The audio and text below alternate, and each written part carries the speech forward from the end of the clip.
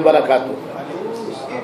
الحمدللہ رب العالمین والعاقبۃ للمتقین والصلاة والسلام علی خیر خلقہ محمد وآلہ وصحبہ اجمعین ومن تبعهم بإحسان إلى يوم الدین. اعوذ باللہ السمیع العلیم من الشیطان الرجیم. بسم اللہ الرحمن الرحیم. یا ایہا الذین آمنوا اجتنبوا کثیرا من الظن ان بعض الظن اثم ولا تجسسوا ولا يغتب بعضكم بعضا أيحب أحدكم أن يأكل لحم أخيه ميتا فكرهتموه واتقوا الله إن الله تواب رحيم. حاضرین مجلس،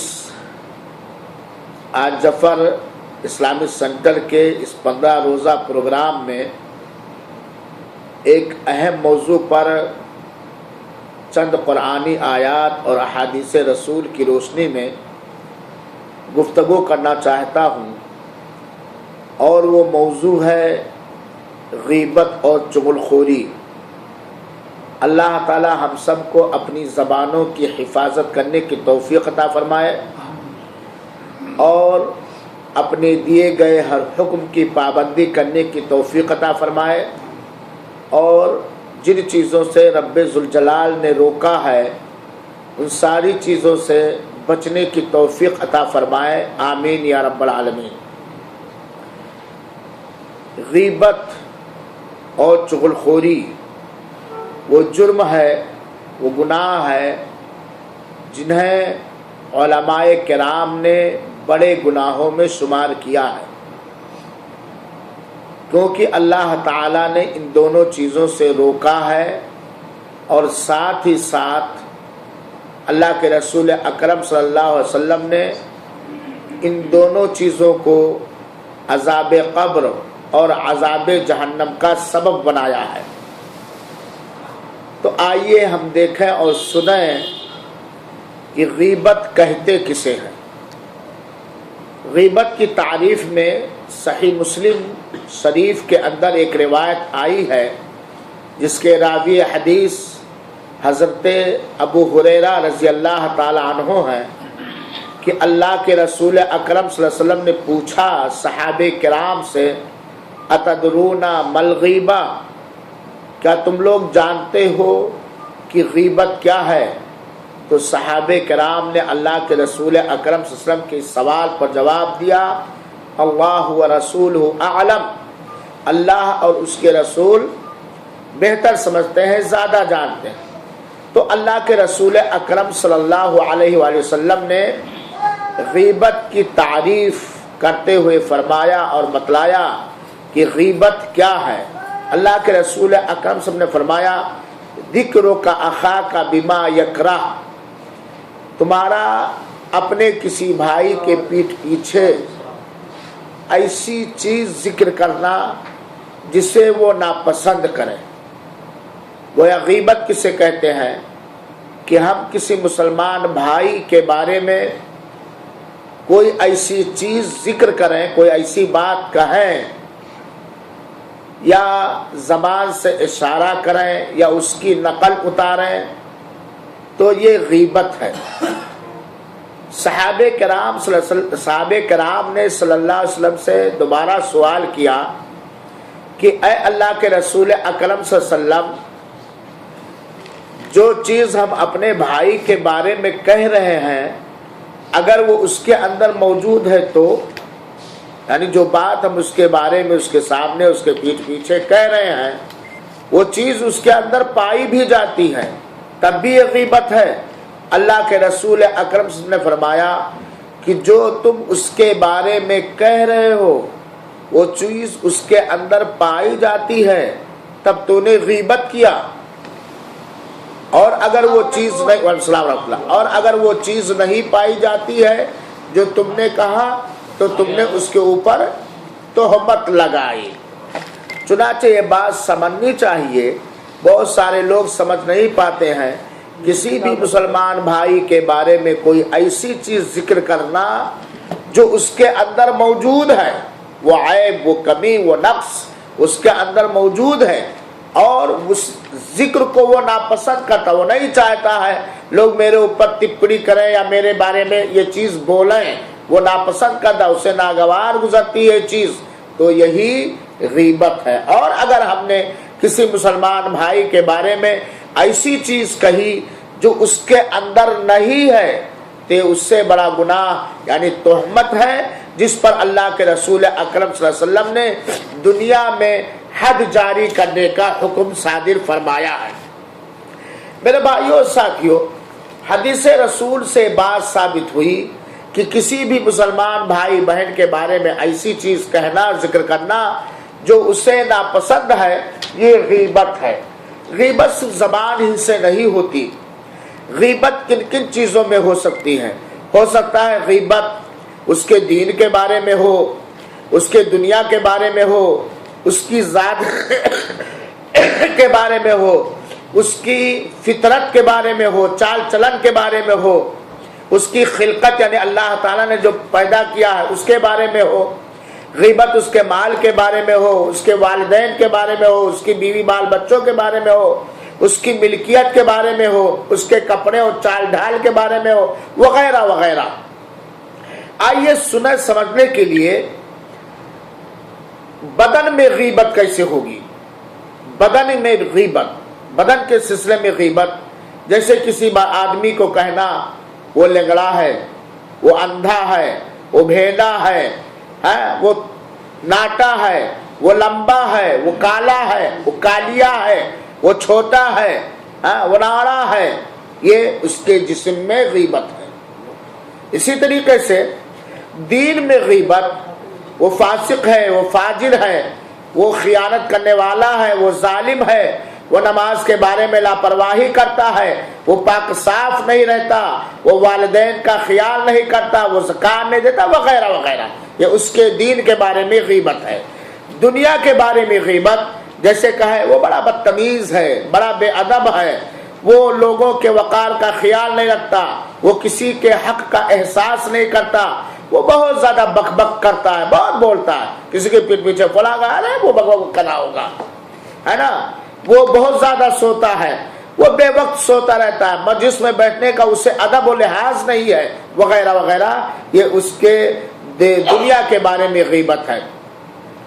اس کے والدین، کسی انسان کے والدین کے بارے میں غیبت، جیسے کہ اس کے ماں باپ بڑے بیکار ہیں یار، فاسق و فاجر ہیں، ہے نا، ارے وہ ہندی ہیں، وہ بنگالی ہیں، وہ فلاں ہے، ارے وہ موچی ہے، وہ جولاہا ہے، وہ پٹھان ہے، وہ ترک ہے، وہ شیخ ہے، وغیرہ وغیرہ، ہے نا، تو یہ اس کے والدین کے بارے میں غیبت۔ اخلاق کے بارے میں غیبت، وہ گھمنڈی ہے، وہ نخرے باز ہے، وہ فیشنی ہے، وہ بڑا بزدل ہے، وہ بڑا نڈر ہے، وغیرہ وغیرہ۔ اسی طریقے سے کپڑے میں غیبت کیسے ہو سکتی ہے؟ کپڑے میں غیبت، اس کے کسی آدمی کے پیٹ پیچھے کہا جائے ارے یار وہ کپڑا پہنتا ہے، آستین اتنا چوڑا رہتا ہے، پیجامہ ایسا رہتا ہے، اس کلر کا پہنتا ہے، ارے اس کے کپڑے صاف نہیں رہتے، وغیرہ وغیرہ۔ یہ ان ساری چیزوں میں بھی غیبت ہو سکتا ہے، اخلاق میں بھی غیبت، دین میں بھی غیبت، والدین میں بھی غیبت، کسی بھی چیز میں بھی غیبت ہو سکتی ہے میرے بھائیو ساتھیو۔ تو یہ ہے غیبت۔ ایک چیز اس سے زیادہ خطرناک ہے چغل خوری۔ چغل خوری کہتے ہیں جس کو لگائی چھوائی کہا جاتا ہے، کسی کی بات کو دوسرے سے اس مقصد کے لیے نقل کرنا کہ دونوں میں فتنہ اور فساد برپا ہو جائے، کسی کی بات کو، کسی چیز کو دوسرے سے فساد مچانے کے لیے کرنا کہ دونوں میں جھگڑے ہو جائیں، فساد مچ جائے اور تو میں ہو، مار کاٹ ہو، وغیرہ وغیرہ، یہ ہے غیبت۔ تو یہ ہے چغل خوری۔ تو چغل خوری کیا ہے؟ کسی کی بات کو دوسرے سے کہنا، دونوں کے درمیان فتنہ اور فساد مچانے کے لیے، اللہ محفوظ رکھے۔ غیبت کسے کہتے ہیں؟ کسی کے بارے میں کوئی ایسی بات کہنا جو اسے ناپسند ہو، وہ نہ چاہتا ہو کہ میری بات لوگ دوسرے سے کہیں یا کریں، یہ ہے غیبت، اور دونوں کے دونوں حرام اور ناجائز ہیں۔ میرے بھائیوں اور ساتھیوں، جب اللہ تعالی ہمیں قرآن مجید کے اندر کسی بات کے کرنے کا حکم دے تو ہمیں چاہیے کہ ہم اس حکم کے پابند ہوں، اور جب اللہ تعالیٰ کسی کام سے ہمیں روکے تو ہمیں چاہیے کہ اس کام سے رک جائیں۔ اللہ کی بات کو مان لینا، اللہ کی روکی ہوئی چیزوں سے رک جانا، یہی عبادت ہے اور یہی عبودیت ہے، یہی بندگی ہے، اور بندے کے اوپر رب کا یہی سب سے بڑا حق ہے۔ چنانچہ اللہ تعالی نے سورہ حجرات کے اندر بیان فرمایا ہے، آیت نمبر 12 کے اندر، یا ایھا الذین آمنوا اجتنبوا کثیرا من الظن، اے ایمان والو تم زیادہ بدگمانیاں کرنے سے بچو، کیونکہ اکثر بدگمانیاں یہ گناہ ہیں۔ ولا تجسسوا، اور کسی کے ٹوہ میں نہ پڑو، کسی کی جاسوسی میں نہ پڑو، کسی کی باریک چیزوں کو جاننے کی فکر نہ کرو۔ اور اسی چیز کو اللہ تعالیٰ نے قرآن مجید کی دوسری آیت میں فرمایا، وَلَا تَقْفُ مَا لَيْسَ لَكَ بِهِ عِلْمٌ إِنَّ السَّمْعَ وَالْبَصَرَ وَالْفُؤَادَ كُلُّ أُولَئِكَ عَنْهُ مسئولہ۔ کسی لا تقف ما لیس، جس چیز کی تمہیں جانکاری نہیں ہے، جس چیز کا تمہیں علم نہیں ہے، اس کے پیچھے نہ پڑو۔ یہ بات جانے رکھو کہ کان اور آنکھ اور دل، ان ساری چیزوں کے بارے میں پوچھ تاچھ ہوگی، سوال ہوگا۔ اور اللہ تعالیٰ نے فرمایا وَلَا يَغْتَبْ بَعْضُكُمْ بَعْضًا، تم میں سے کوئی کسی کی غیبت نہ کرے۔ اللہ تعالیٰ نے اس آیت کریمہ میں سارے مردوں کو اور ساری عورتوں کو، علماء کو، عوام کو، سارے لوگوں کو یکسو حکم دیا ہے، وَلَا يَغْتَبْ بَعْضُكُمْ بَعْضًا، اور تم میں سے کوئی کسی کی غیبت نہ کرے، تم میں سے بعض کی غیبت نہ کرے۔ گویا اللہ تعالیٰ نے اس آیت کریمہ میں سورہ حجرات کی آیت نمبر 12 میں غیبت کرنے سے کیا کیا ہے؟ منع کیا ہے۔ کیوں منع کیا ہے؟ غیبت یہ اتنی گندی چیز ہے، اتنی خطرناک چیز ہے کہ اس کی مثال اللہ تعالیٰ نے اس آیت کریمہ میں دیا ہے، أَيُحِبُّ أَحَدُكُمْ أَن يَأْكُلَ لَحْمَ أَخِيهِ مَيْتًا فَكَرِهْتُمُوهُ، کیا تم میں سے کوئی یہ پسند کرے گا کہ اپنے مرے ہوئے، اپنے مردار بھائی کا گوشت کھائے؟ اللہ تعالیٰ نے انسان کی فطرت میں یہ بات رکھ دی ہے کہ کسی مرے ہوئے جانور کا گوشت کھانا جان بوجھ کر کے وہ پسند نہیں کرے گا۔ دوسری چیز، اللہ تعالیٰ نے ہر انسان کے فطرت میں یہ بات رکھ دی ہے، مزاج میں یہ بات رکھ دیا ہے کہ کوئی انسان کسی مردہ انسان کا گوشت کھانا پسند نہیں کرے گا، نہ مردہ انسان کا گوشت کھانا پسند کرے گا اور نہ زندہ انسان کا گوشت کھانا پسند کرے گا۔ کوئی انسان جو فطرت کے مطابق ہو، اپنے فطرت کے حساب سے چلے، کیا وہ پسند کرے گا کہ کسی زندہ انسان کو ذبح کر ڈالے یا اس کے جسم کے کسی حصے کا گوشت کاٹ ڈالے اور اسے پکا کے کھا لے؟ پتہ نہیں، فطرت کے، آچرن کے اور نیچر کے یہ خلاف بات ہے۔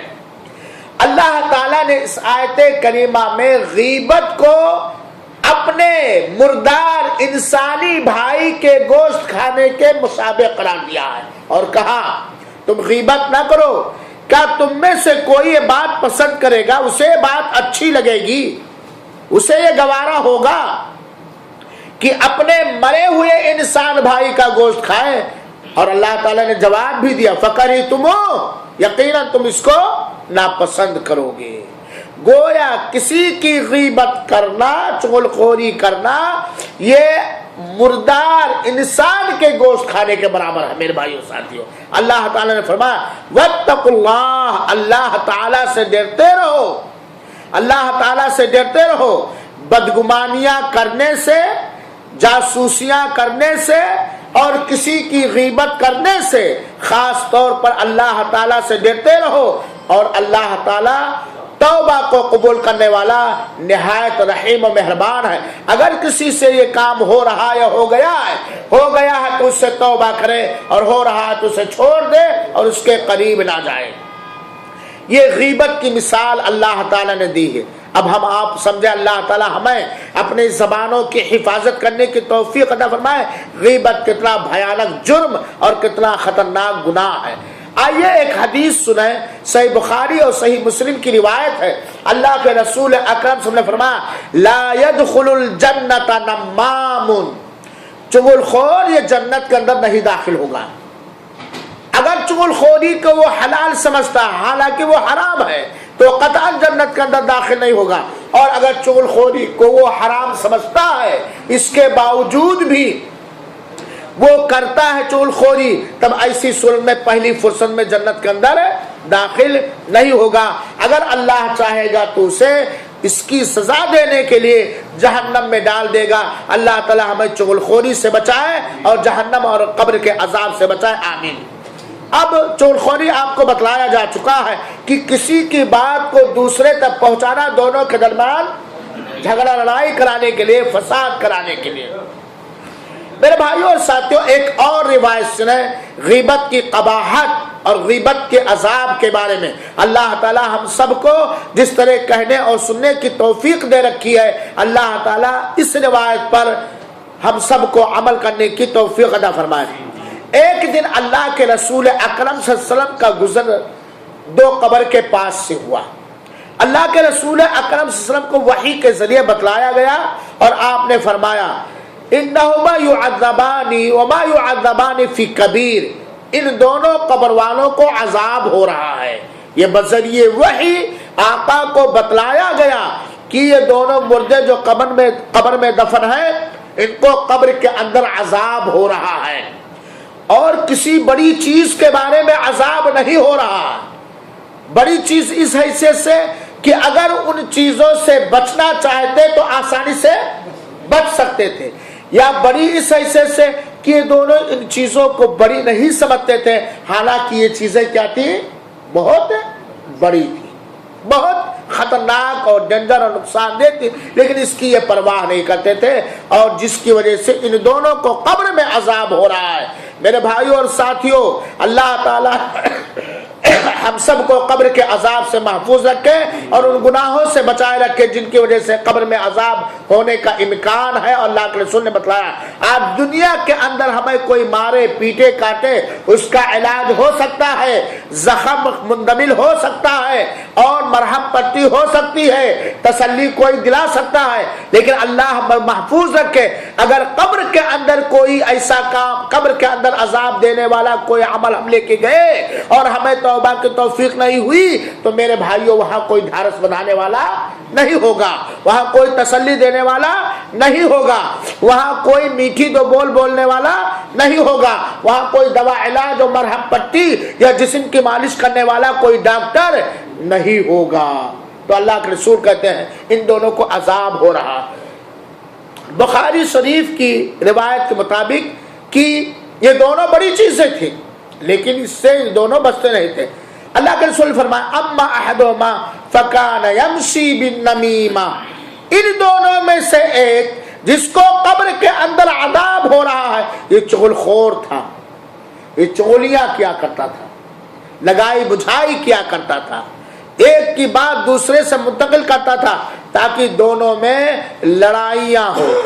اما الاخر، اور دوسرا فکان لا یستتر من بولی، تو یہ اپنے پیشاب کے چھینٹوں سے بچتا نہیں تھا۔ اور اگر حقیقت میں دیکھا جائے تو دونوں سے بچنا آسان ہے، پیشاب کے چھینٹوں سے بچنا آسان ہے، چغل خوری سے بچنا آسان ہے۔ کیا ضرورت ہے ہمیں کسی کی بات دوسرے تک پہنچانے کی تاکہ دونوں میں لڑائی ہو؟ اللہ تعالیٰ نے ہمیں تو حکم دیا ہے کہ اگر دو مسلمان بھائیوں میں جھگڑا اور لڑائی ہو جائے فَأَصْلِحُوا بَيْنَ أَخَوَيْكُمْ، تو اپنے بھائیوں میں صلح پیدا کرو، دونوں دلوں کو، ٹوٹے ہوئے دلوں کو ملاؤ۔ اور بلکہ اللہ کے رسول اکرم صلی اللہ علیہ وآلہ وسلم نے دو بھائیوں کے درمیان صلح کرانے کے لیے جھوٹ بولنا بھی جائز قرار دے دیا ہے۔ دو بھائیوں کے درمیان، دو مسلمانوں کے درمیان صلح کرانے کے لیے جھوٹ بولنا بھی جائز قرار دے دیا ہے۔ تو کیا ضرورت ہے ہمیں کسی کی بات ادھر ادھر کرنے کی تاکہ لوگوں کے درمیان اس سے فتنہ اور فساد رونما ہو اور پیدا ہو؟ تو میرے بھائیوں ساتھیوں گویا معلوم ہوا چغل خوری وہ بڑا گناہ ہے جس کی وجہ سے قبر کے اندر کیا ہوگا؟ عذاب ہوگا۔ آج اکثر چغل خوریاں پہلے عورتوں کے اندر پائی جاتی تھی، لیکن آج مردوں کے اندر بھی یہ چیز پائی جاتی ہے۔ دو آدمی ایک کمپنی میں کام کر رہے ہیں لیکن ایک دوسرے کے اندر معمولی چیز پر چغل خوری اس طرح عام ہو جاتی ہے کہ بڑے ذمہ دار سے یا کفیل سے اس طرح چغل خوریاں شروع کر دیتے ہیں کہ کسی طرح کفیل اور مکفول عامل کے درمیان اور مالک کے درمیان جھگڑے اور لڑائیاں ہوں یا ذمہ دار کے اندر جھگڑے اور لڑائیاں ہوں۔ اور عورتوں کا کیا کہنا؟ بہو کے خلاف چغل خوری لڑکے سے کر رہی ہے ساس چغل خوری کر رہی ہے بہو کے خلاف، بہو چغل خوری کر رہی ہے ساس کے خلاف، ماں بیٹے چغل خوریوں کی وجہ سے بہت سارے فسادات ہمارے سماج کے اندر صرف چغل خوریوں کی وجہ سے بہت سارے خاندان بچ جاتے ہیں۔ اور میرے بھائیوں اور ساتھی اس بات پر یقین رکھو کہ چغل خوری کا اثر جادو سے زیادہ ہے، چغل خوری کا اثر جادو سے زیادہ ہے۔ برسوں کے دوستانہ تعلقات میں ماہر چغل خور 1 سیکنڈ کے اندر روڑا ڈال دیتا ہے۔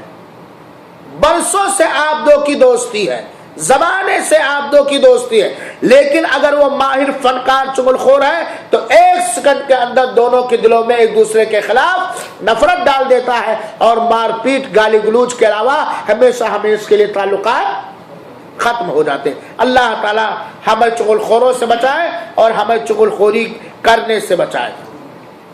میرے بھائیوں ساتھیوں، غیبت اور چغل خوری کی ایک مثال سنو، اور بڑی عبرتناک مثال ہے۔ اما عائشہ رضی اللہ تعالی عنہا کہتی ہیں کہ میں نے ایک دن اللہ کے رسول اکرم صلی اللہ علیہ وسلم سے کہا حسبک من صفیہ کذا و کذا، کیا ہر وقت صفیہ کی بات کرتے رہتے، ذکر کرتے رہتے، آپ کو بس صفیہ ہی یاد آتی ہے؟ صفیہ یہ اللہ کے رسول اکرم صلی اللہ علیہ وسلم کی بیویوں میں سے ایک بیوی، اور اما عائشہ رضی اللہ تعالی عنہا بھی اللہ کے رسول اکرم صلی اللہ علیہ وسلم کی بیویوں میں سے ایک بڑے اونچے پائے کی بیوی ہے، بات کی نہیں؟ دونوں سارے مومنوں کی ماں ہے، امہات المومنین میں سے۔ عائشہ کا بھی رتبہ اللہ کے رسول کے ہاں جانیے اور سمجھیے، صدیق کی بیٹی، نبی کی سب سے قریبی بیوی، جن کے بارے میں اللہ تعالیٰ نے وحی اتارا جن کی صفائی کے لیے، اور صفیہ کا بھی مقام ہے۔ صفیہ کو اللہ تعالیٰ نے ناطے قد پیدا کیا تھا، چھوٹے قد کی تھی۔ ہم لوگ یہ سمجھتے ہیں کہ کسی کی بات کو، کسی کے پیٹھ پیچھے کوئی بات زبان سے کہنا یہی غیبت ہے، نہیں، جسم میں بھی غیبت ہو سکتا ہے۔ حضرت عائشہ نے کہا اللہ کے رسول آپ کے لیے بس صفیہ کافی ہے، شوکت کا جو آپس میں ہوتا ہے ایک فطری چیز ہے، شوکت تھی صفیہ حضرت عائشہ کی، کہتی جس کو ہمارے یو پی کے بھاشا میں سوت کہتے ہیں، سوت جانتے ہو نا؟ ایک آدمی کے پاس 2 بیویاں ہوں تو اس کو دوسری بیوی کو ایک بیوی کے لیے شوکت یا سوت کہا جاتا ہے۔ اما عائشہ کے سامنے حضرت صفیہ رضی اللہ تعالیٰ کا ذکر اللہ کے رسول نے کیا کرتے تھے۔ حضرت عائشہ کو یہ شوکت کا انداز غالب آ گیا، حضرت عائشہ پر کہا آپ کے لیے بس تو صفیہ ہی ہے، وہ ایسی ہے۔ کیا کہا تھا حضرت عائشہ نے؟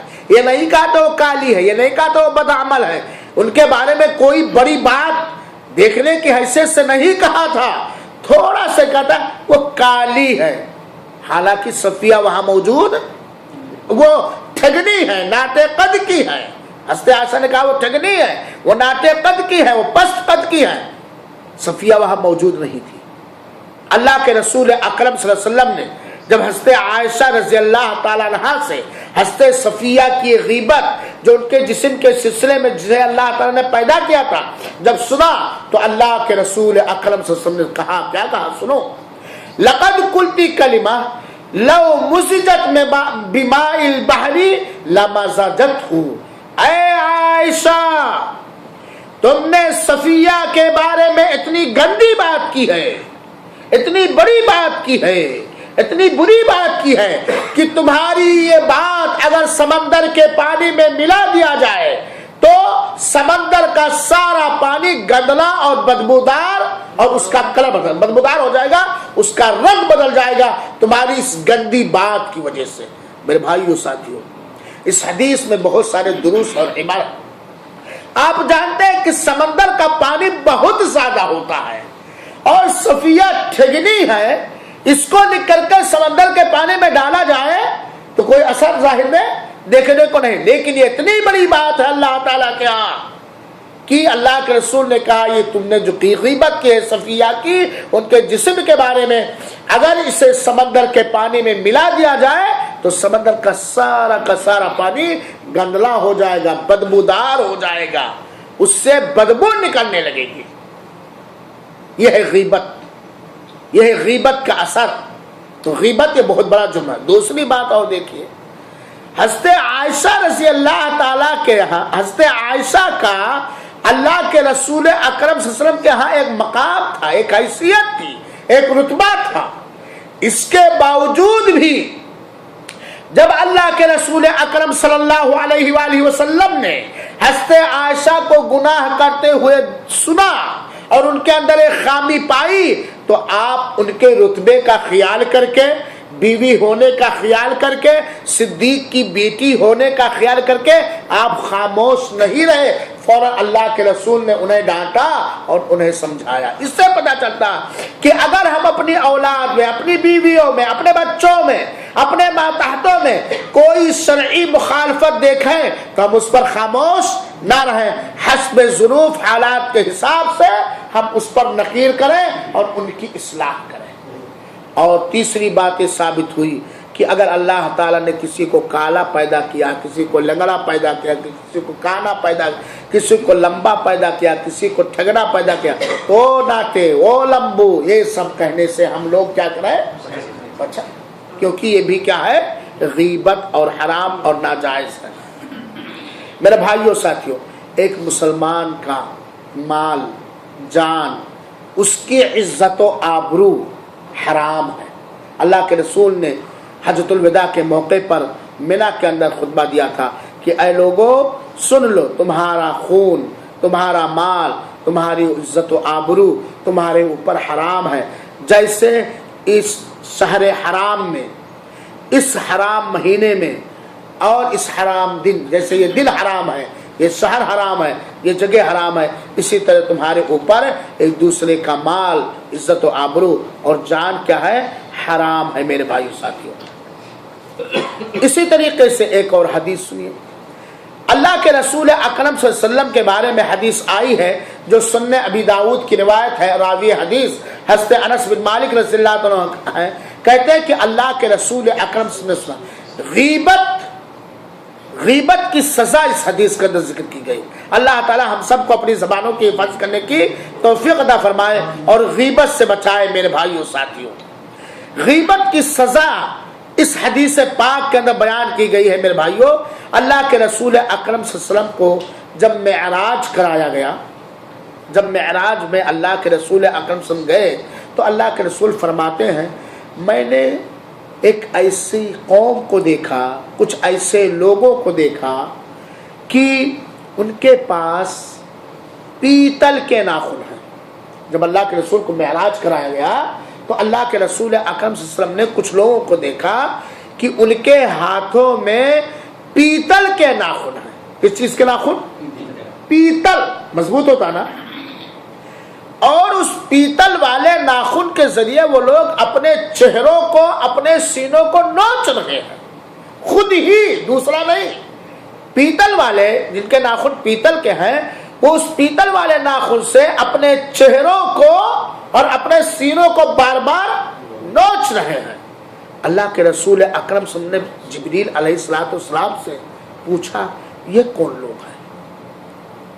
یہ کون لوگ ہیں جن کے ناخن پیتل کے بنا دیے گئے ہیں اور یہ اپنے ہی ناخن سے اپنے ہی جسم کے مبارک حصے، چہرے کو اور اپنے سینوں کو نہایت بے دردی کے ساتھ بار بار اسے نوچ رہے ہیں، کھرچ رہے ہیں۔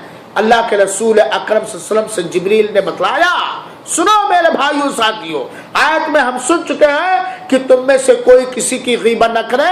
کیا تم میں سے کوئی اپنے مردار بھائی کا گوشت کھانا پسند کرے گا؟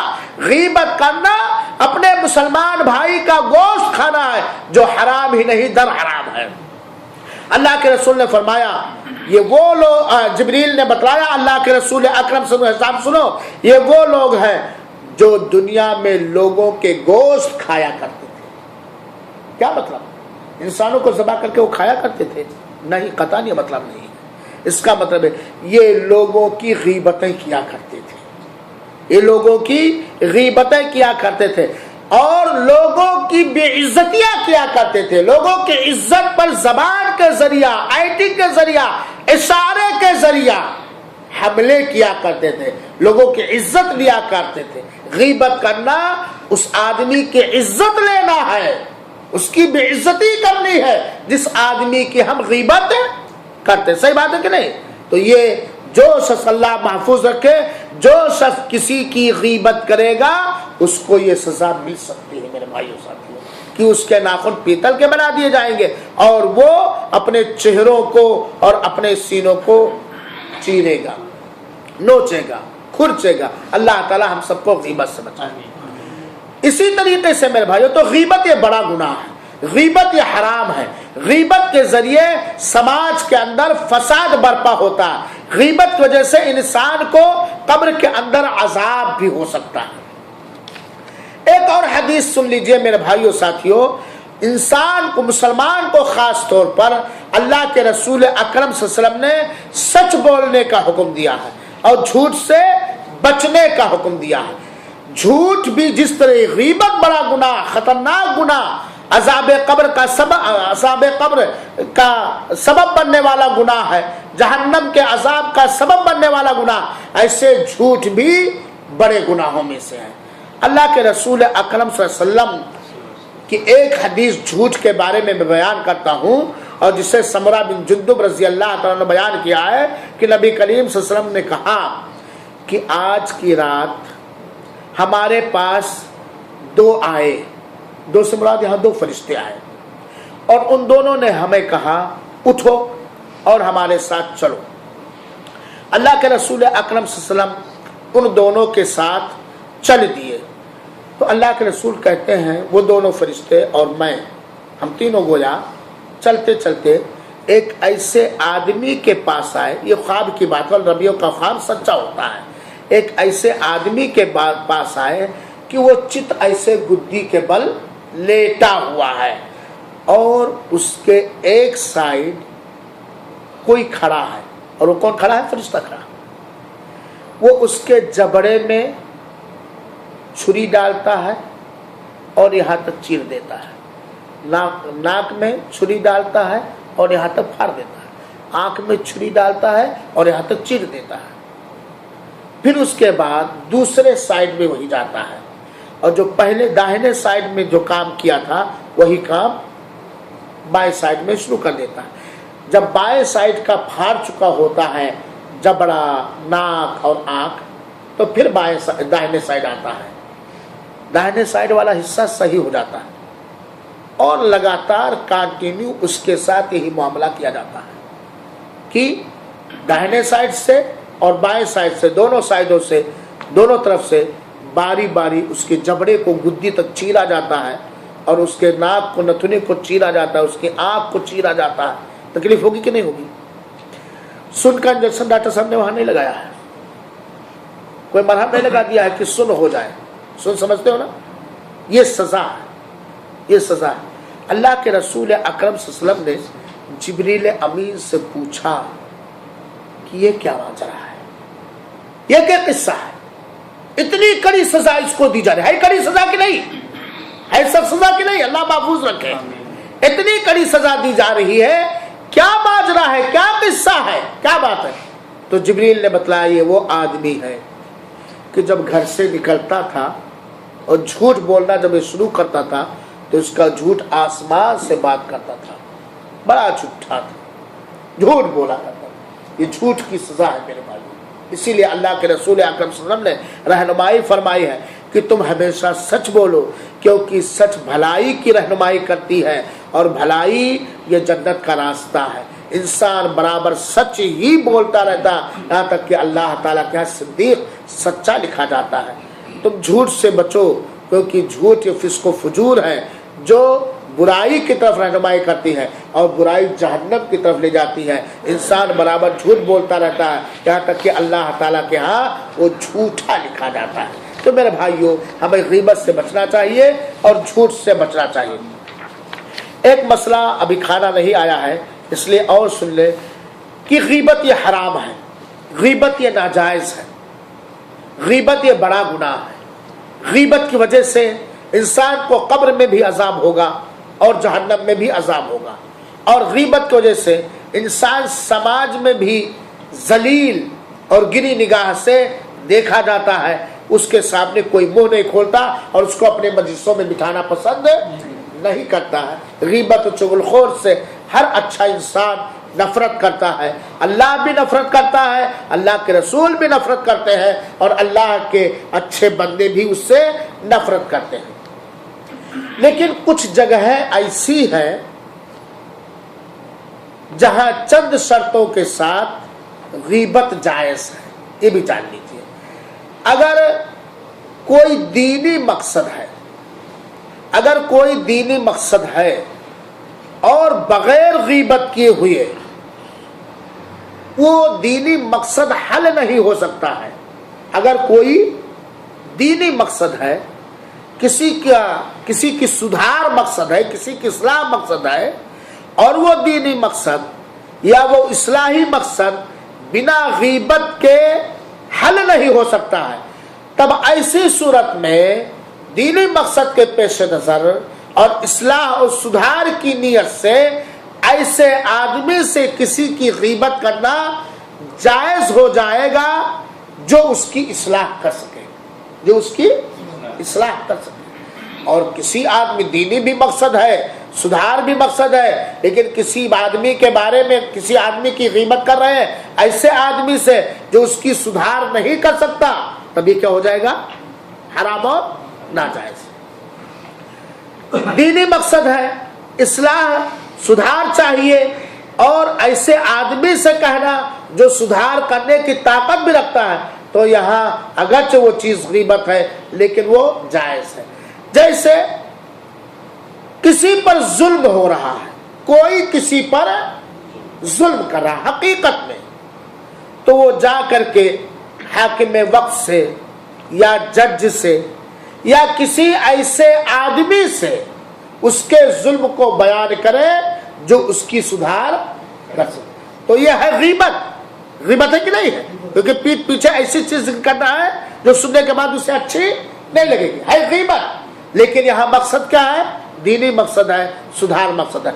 तो किसी काजी से, किसी जिम्मेदार से, किसी इंसाफ की ताकत रखने वाले से ऐसे जालिम की गीबत करना उतना जायज है जितने में इस्लाह मकसद हो और इस्लाह हो सके। बात समझ आई? जैसे मिसाल के तौर पर अगर आपके ऊपर कोई कफील जुल्म कर रहा है ना, आप जाके लेबर कोर्ट में या अमीर कोर्ट में उसकी शिकायत दर्ज कराएं, क्योंकि लेबर कोर्ट, अमीर कोर्ट ही उसकी इस्लाह कर सकता है। या किसी शेख के पास जाए जिसकी वो बात मानता हो या जिनके पास कोई वसीला और जरिया और साधन हो कि उसकी इस्लाह कर सके, तब ऐसी सूरत में अगरचे गीबत है, लेकिन ये गीबत दीनी मकसद के पेश नजर, इस्लाही मकसद के पेश नजर ये गीबत क्या है? जायज है। इसी तरीके से बुराई के बदलने की नीयत से गीबत करना जायज है। किस नीयत से? बुराई के बदलने की नीयत से ये गीबत करना जायज है। मिसाल के तौर पर कोई शराब बनाता और पीता है, आप हैतुल अम्र से जाकर के उसकी शिकायत करें, इसलिए नहीं कि उसका फिनिश लग जाए, इसलिए नहीं कि उसे जेल हो जाए, इसलिए कि ये शराब पीना, शराब बेचना छोड़ दे, बुराई के बदलने की नीयत से। मिसाल के तौर पर आपने कहीं रोड पे बरखुरदार हिसाब खान सईदी सल्लमहू को देखा, ये कोई शरारत कर रहे हैं जो गंदी चीज है। अब आप इनकी ये शरारत उनके वालिद रहमान सईदी से बयान करें, लेकिन नियत आपकी क्या हो? ये नहीं कि हिसाब पीटा जाए, है? کیا نیت ہو کہ حساب کی اصلاح ہو جائے، حساب کے اندر جو برائی ہے یہ برائی ختم ہو جائے. تو اس طرح بھی غیبت کرنا جائز ہے، بلکہ بسا اوقات واجب بھی ہو جائے گا، بسا اوقات یہ واجب ہو جائے گا. فتویٰ میں بھی غیبت کرنا جائز ہے، لیکن اسی مفتی کے سامنے جو صحیح فتویٰ دے سکے. جیسے مثال کے طور پر کسی بڑے عالم کے پاس آپ گئے جو جس کو اللہ تعالیٰ نے علم دیا، جاہل سے فتویٰ نہیں لینا چاہیے. آج کا خطبہ جمعہ اسی پر تھا. آپ گئے کہے مولانا میرا پڑوسی فلان میرے اوپر اس طرح ظلم کر رہا ہے، کیا اس کا یہ ظلم کرنا جائز ہے؟ کیا اس کا یہ ظلم کرنا؟ تو غیبت ہو رہی ہے، لیکن یہ جائز. حالانکہ یہاں بہتر یہ ہے کہ اس پڑوسی کا اس ظالم کا نام نہ لیا جائے. بہتر یہی ہے کہ اگر کوئی اس طرح کہا جائے اگر کوئی ایسا کرے کہ کیا اس کا یہ کرنا جائز. جیسے آپ کے روم میں کوئی تھائیلینڈی کھیل رہا ہے، اللہ نہ کرے محفوظ نہ کرے سود و بیاج کے سارے کاروبار سے، سارے راستوں سے. آپ یہ بھی کہہ سکتے ہیں فلاں مولانا تھائیلینڈی کھیل رہا ہے، کیا تھائیلینڈی کھیلنا جائز ہے؟ یہ جائز ہے بڑا، لیکن اسلام فتویٰ معلوم کرنا مقصد ہو. لیکن بہتر طریقہ کیا ہے؟ مولانا اگر کوئی تھائیلینڈی کھیلے بنا نام لیے تو کیا تھائیلینڈی کھیلنا جائز ہے؟ اس طرح فتویٰ حاصل کرنے میں. اسی طرح اس جگہ بھی غیبت جائز ہے جہاں مسلمانوں کو کسی شر سے ڈرانا اور بچانا مقصد ہے، کسی شر اور برائی سے بچانا مقصد ہے. جیسے کہ حدیث میں بہت سارے راوی ضعیف ہوتے ہیں اور وہ مر چکے ہیں. اب لوگوں کو یہ بتلانے کے لیے کہ یہ روایت من گھڑت ہے یا ضعیف ہے، ایسی صورت میں اس راوی کی غیبت اس حد تک کیا ہے؟ جائز ہے. نہ بتایا جائے تو لوگوں میں جہالت پھیلے گی. معاملات میں جیسے مثال کے طور پر آپ کے پاس کوئی آیا اور کہا کہ میں اپنے لڑکے کی شادی فلاں صاحب کی بیٹی سے کرنا چاہتا ہوں یا اپنی بیٹی کی شادی فلاں صاحب کے لڑکے سے کرنا چاہتا ہوں. آپ کیا مشورہ دے رہے ہیں؟ آپ سے کوئی مشورہ طلب کرنا، آپ کیا مشورہ دے رہے ہیں؟ تو آپ نے پوری امانت داری کے ساتھ اس آدمی کو برائی سے بچانے کے لیے لڑکی کے اندر برائی سے بچانے کے، فساد بچانے کے لیے نہیں، برائی سے بچانے کے لیے اس لڑکے کے اندر جو دینی یا اخلاقی کمی تھی یا لڑکے کے اندر جو دینی یا اخلاقی یا فطرتی کمی تھی، آپ نے اس کو برائی سے بچانے کے لیے کر دیا. اسی طرح شر سے بچانے کے لیے کوئی آدمی چور ہے، چور ایک سیکنڈ کے اندر آنکھ بٹکتے ہی آنکھ کا کاجل نکال لیتا ہے، ایک سیکنڈ کے اندر چوری کر لیتا ہے اور اس کی اصلاح کی کوشش نہیں، اصلاح نہیں ہوئی. اب وہ اگر آپ کے روم میں آتا جاتا ہے تو ہم نے کہا صرف آپ کو اس کی چوری کی برائی سے بچانے کے لیے کہ بھائی وہ آدمی چور ہے، ذرا اس سے آپ احتیاط کریں، فلاں آدمی فراڈی ہے، مشہور ہے فلاں ڈپٹ میں، ایسا ہے ایسا، کس لیے؟ برائی سے بچانے کے لیے. جیسی نیت ہوگی ویسا اجر ملے گا، ویسے گناہ. اگر فساد بچانے کے لیے کیے تو یہ غیبت ہو گیا جو حرام ہے، اور شر سے بچانے کے لیے کیا تو ایسا. جیسے مثال کے طور پر شر سے بچا، سب سے بڑا شر اور سب سے بڑی برائی شرک اور بدعت ہے، کفر ہے. اس سے بڑی کوئی برائی، کوئی بدعتی عالم ہے جو بدعت کی طرف دعوت دے رہا، جو شرک کی طرف دعوت دے رہا، جو گمراہی کی طرف دعوت دے رہا، جو انکار حدیث کی طرف دعوت دے رہا، جس کے منہج میں ایسی کمی ہے کہ اگر عوام کو نہ سمجھایا جائے، نہ بتایا جائے تو عوام بڑی برائی میں داخل ہو جائے گی. تب ایسی صورت میں اصلاح اور اس کے شر سے بچانے کے لیے کہا جائے گا فلاں عالم کی سیڈیاں نہ سنو، فلاں عالم کی کتابیں نہ پڑھو، وہ گمراہ ہے، وہ شرک کی دعوت دیتا ہے، وہ بدعت کی دعوت دیتا ہے، وہ خرافات کی دعوت دیتا ہے، وہ انکار حدیث کی دعوت دیتا ہے، وغیرہ وغیرہ. اسی طریقے سے کوئی حاکم ہے یا فورمین ہے، بڑا ظالم ہے، بہت ظالم ہے، یا کوئی کفیل ہے بڑا ظالم ہے، تو اس کے ظلم کے شر سے بچانے کے لیے بھائی اس کا ویزا نہ لینا، وہ بڑا ایسا کا ایسا ہے. یہاں اگر یہ شر سے بچانا مقصد ہے تو یہاں غیبت جائز ہے. اسی طریقے سے اس آدمی کی بھی غیبت شر سے بچانے کے لیے، لوگوں کو شر سے بچانے کے لیے کرنا جائز ہے جس کا گناہ، فسق و فجور، جس کے بدعات و خرافات عام ہو، جس کے خرافات، جس کی بدتمیزیاں، جس کی بدخلقی عام ہے. جیسے مثال کے طور پر کوئی عورت ہے آپ کے گھر آتی جاتی اور عام ہے وہ مسلسل بدکاری کرتی ہے، آپ گھر والوں کو کہیں دیکھو اس عورت کو گھر میں مت آنے دینا، وہ کیا ہے؟ بدکار. اس کے شر سے بچانے کے لیے، اس کی برائی سے بچانے کے لیے، اس کے فسق و فجور سے بچانے کے لیے. اسی طریقے سے پہچان کے لیے بھی غیبت کرنا جائز ہے. جیسے کوئی سماج میں لنگڑے کے نام سے مشہور ہے، لنگڑے کے نام سے ہے مشہور، کے لیے بہت سارے ہوتے ہیں، عبداللہ لنگڑے، ہاں فلاں. کوئی لمبو کے نام سے مشہور ہے، اس کا نام بھی لمبو ہوگا. کوئی ناٹے موٹو کے نام سے مشہور ہے، موٹو سیٹ ہے نا، مشہور ہے سماج میں. تو گویا یہ موٹو یا ناٹا یا لنگڑا یہ اس کی پہچان ہو گئی ہے سماج کے اندر.